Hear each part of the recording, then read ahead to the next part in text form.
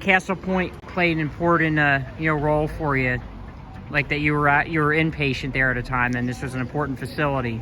Yes, I actually contracted COVID in 2021, and I, had my COVID test through Castle Point, and they did a fantastic job calling me every single day. There was an automated system. They even sent a thermometer, a pulse ox.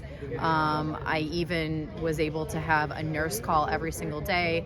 I lived at home by myself, and so if my symptoms kind of got worse one day, I could have the nurse call, like I said, and then a doctor could end up speaking to me. Anyhow, I was sick for about 3 weeks, and my chest and my back were hurting very bad. My breathing was getting worse. And so I ended up going into Castle Point. They admitted me. I was there for about 4 days, and I received really phenomenal care. I was in a big, luxurious room overlooking the Hudson. They provided exceptional care coming in with the doctors. I had pulmonologists coming and checking me. I had a cardiologist coming in and checking me. I'm also a vegan, and they provided, food that was appropriate to my dietary needs. I had follow-up care when I was released. That same nurse daily calling to check in on me. And then when I was well enough, I went back in, receiving the follow-up care with the pulmonologist, the cardiologist, a neurologist as well, because I ended up becoming a long hauler of COVID. So, and I do also have an autoimmune disease, lupus. So I had to also see a rheumatologist, which I do see. Now I'm on many medications, which the VA has been monitoring me, and I've just really received phenomenal care through them. I also participated in the whole health program, which County Exec Pat Ryan did not mention, as he did say there were other programs. And the whole health program is a program that is fairly new to the VA within the last 6 years, and it's a lot of holistic modalities. And it's just been a wonderful program for veterans, and that's something that Castle Point provides as well. So, my experience there has been really, really great. So, yeah, I don't understand why the VA would send us outside when veterans have such a complex diagnoses, most of us do, and why they would send us outside to people that don't understand our culture as well.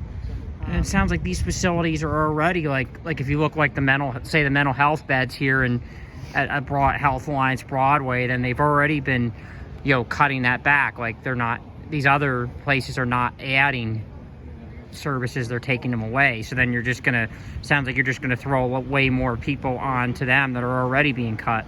Right, exactly. And it's, it was very challenging for me, like Gavin said, just to walk into a facility in general, and then to finally walk in and get help and start talking about the issues that lie deep inside of me.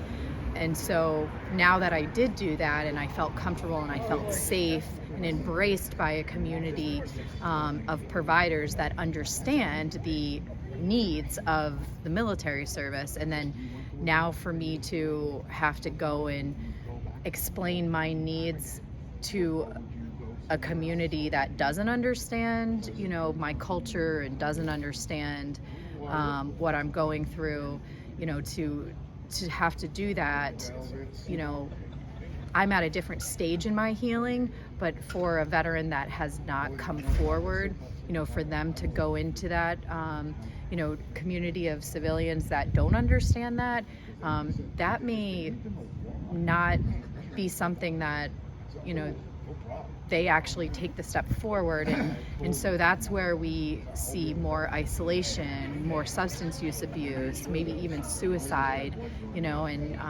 or homelessness, or homelessness, exactly. So this is extremely concerning, and women veterans they identify,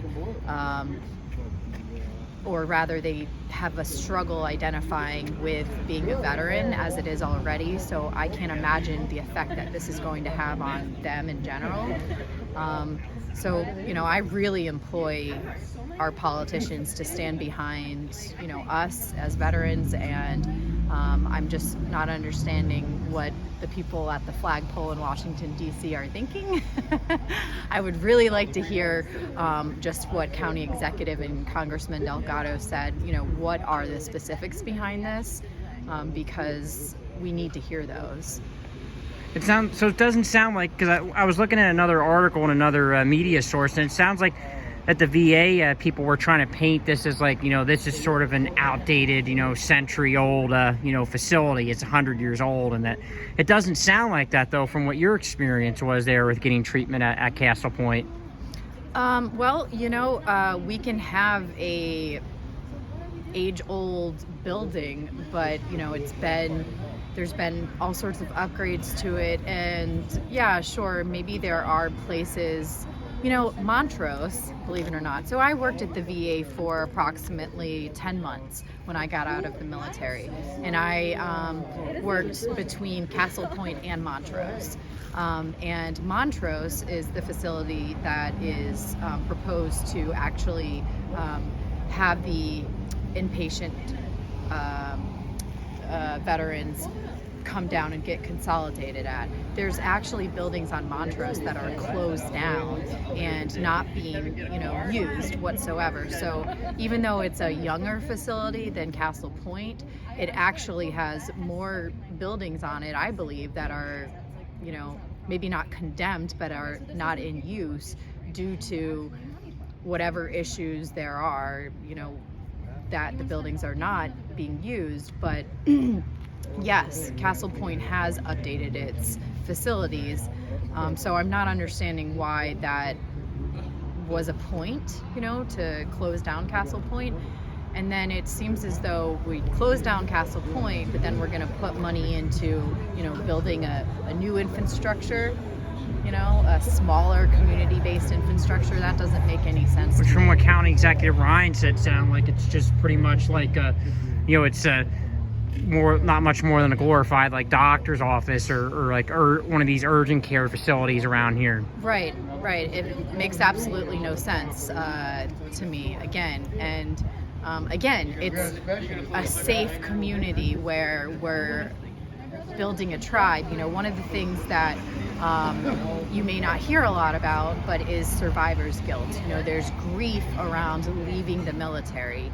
And what Gavin had spoke about was the fact that we can come in through the halls of Castle Point, we can sit down, we can get a coffee, we can, break some bread with each other, and we can just spark up a conversation with, another military member. And there's something about, maybe that person not knowing them whatsoever, but just having that kindred ship with them, and meeting them and feeling that like love, and actually getting that kind of healing through that conversation. And going into a privatized sector, you're not going to have that.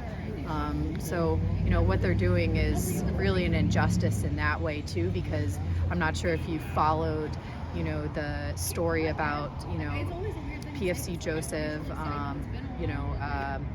Dwyer program, but the peer-to-peer veteran interaction, it has really been extremely successful in helping veterans, get off the streets, get off of, drugs and substance use issues, and, really become successful, engaging, people within society once they leave the military. So, how are we going to really engage our military members if now they're just going into the private sector and they're not having, engagement in military organizations too?